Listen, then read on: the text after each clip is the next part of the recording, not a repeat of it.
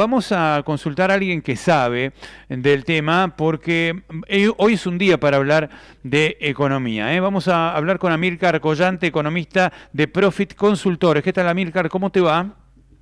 Hola, ¿qué tal? Buen día, ¿cómo andás? Muy bien. ¿Cómo están viendo ustedes en el mercado esta volatilidad cambiaria que hubo en los últimos días? ¿Llegó para quedarse o este es un techo y a partir de ahora puede llegar a bajar y la gente o los actores pueden volcarse a los pesos para jugar con la tasa, digamos? Sí, en realidad creo que todavía no hizo pie, ¿no? Todo este esquema nuevo que quería impulsar el gobierno, ¿no? El desarme de esas LEFI. Creo que fue algo que no fue ni pedido por el FMI ni por el mercado. Y bueno, fue medio una obsesión quizás del presidente, ¿no? De eliminar todo lo que era los pasivos remunerados, las viejas LELIQ y eso. Y bueno, y salió muy mal, ¿no? Esto, o sea, no... En un timing quizás... que tampoco jugó a favor, ¿no? Un mes que quedaba ese remanente de liquidación del agro por el lado de los dólares, ¿no?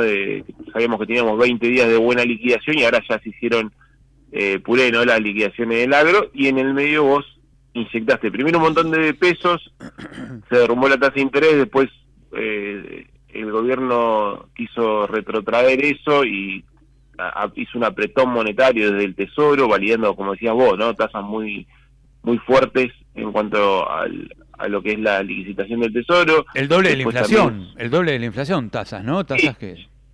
sí, hasta los tramos cortos es el triple lo que se proyecta en inflación. Entonces, sí, bueno, Mirá. eso es una fuerte apretón, un poco un susto. Entonces, el gobierno creo que quiere hacer algo bastante puro en cuanto a que la tasa se determine por el mercado. También habla de lo mismo en el dólar, pero está claro que de reojo siempre está priorizando la desinflación y para eso está acotando el tipo de cambio. Entonces, hasta que cierre este mes, creo que está claro que no quiere que supere el dólar los 1.300 pesos. Veremos cuando arranque agosto, ¿no? También hay contratos de futuro que sí, yo no tengo el dato finito, pero algunos decían que la posición del Banco Central vendida era cerca de 1.277, 1.280 pesos, con lo cual que el tipo de cambio cierre más arriba de eso, ahora hoy es el último día del mes, ¿no? Implicaría que tienen una pérdida en el margen, ¿no?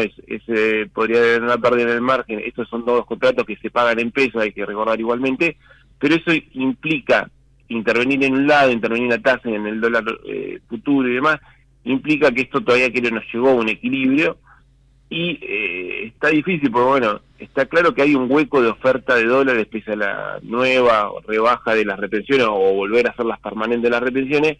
Ya lo que se liquidó, entonces vamos a tener 2 meses que estaba bastante seco. De hecho, el último 2 datos, 3 de la liquidación del agro diario bajaron a 30 millones cuando el arranque de la quincena fueron 270 en promedio por día. Es decir, Con lo cual que... el mercado no está esperando que haya más liquidaciones, por lo tanto más afluencia, más oferta de dólares, digamos, Claro, que lo que se liquidó se liquidó.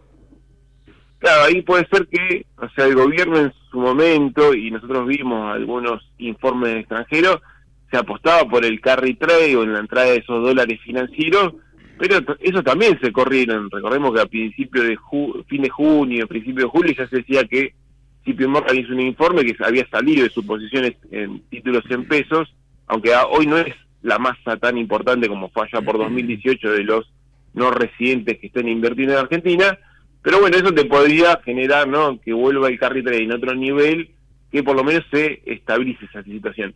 Por el momento esos tampoco están entrando, entonces bueno, hay una sequía de dólares, y bueno, el esquema que ya planteó el gobierno tiene muchas limitaciones de los instrumentos que tenés para intervenir directamente en el mercado. Entonces, si no podés intervenir, o sea, los dólares que prestó el FMI, que no quiere que obviamente el Banco Central los tenga que usar en una intervención, recién aparecerían en el techo de la banda, y eso es muy nocivo, ¿no?, para el esquema que quiere el gobierno de cara a la elección. Ya hizo todo ese trabajo para que la desinflación sea la prioridad y llegar a la elección con la inflación lo más contenida posible, y bueno, que siga subiendo el tipo de cambio, pese a que se ve un pasaje a precio que aún no es tan elevado, o sea que es bastante bajo, porque bueno, hay sectores que no pueden validar suba de precios, o sea, la demanda está muy, muy castigada en algunos sectores.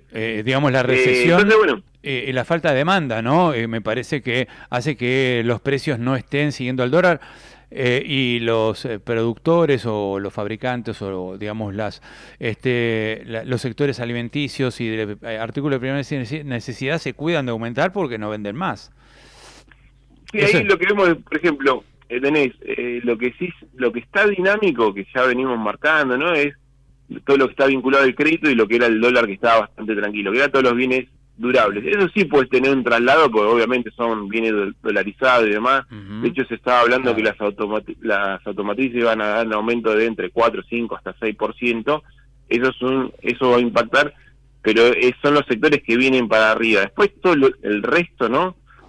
Justamente, no sé, la carne, o sea, todo lo que tiene que ver con los bienes de consumo masivo, está el consumo difícil, diario, ¿no? Un traslado.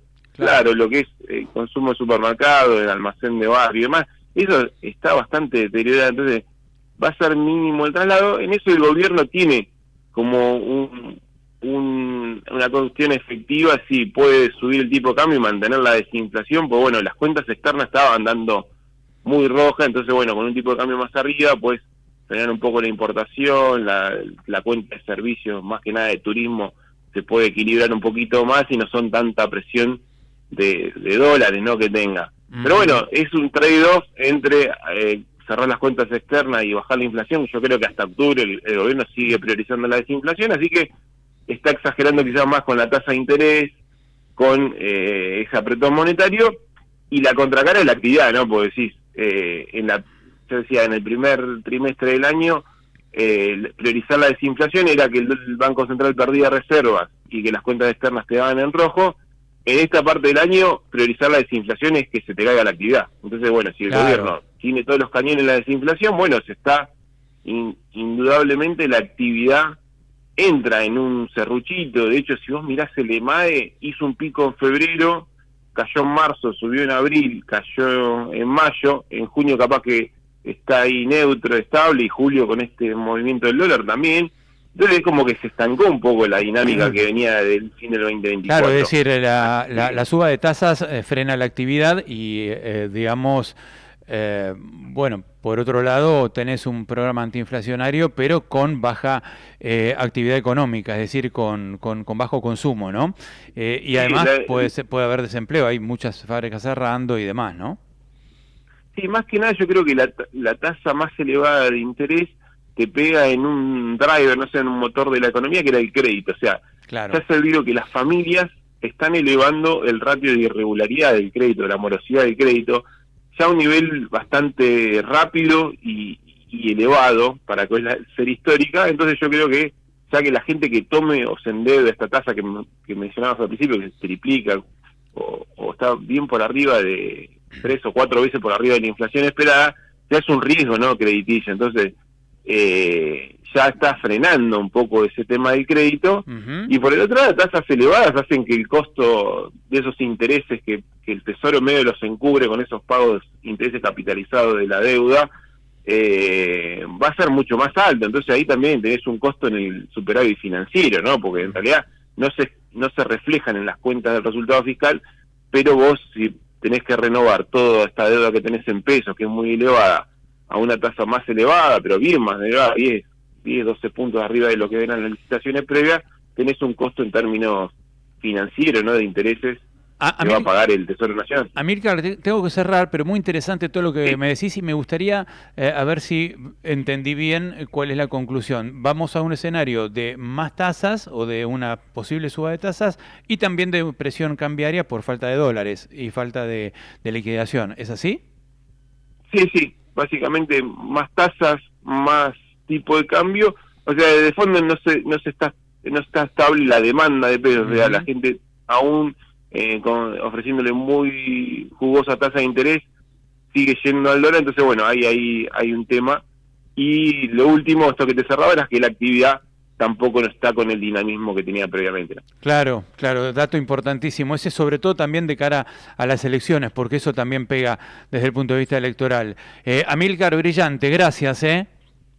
Un abrazo. Abrazo grande. Amílcar Collante, economista de Profit Consultores, dándonos el panorama, ¿no? Complicado, porque si suben las tasas, eso resiente la actividad económica, pero también hay presión cambiaria, con lo cual se resiente el tipo de cambio, sube el tipo de cambio, eso opera contra la política inflacionaria, aunque la baja de consumo también retrae el consumo y retrae los precios.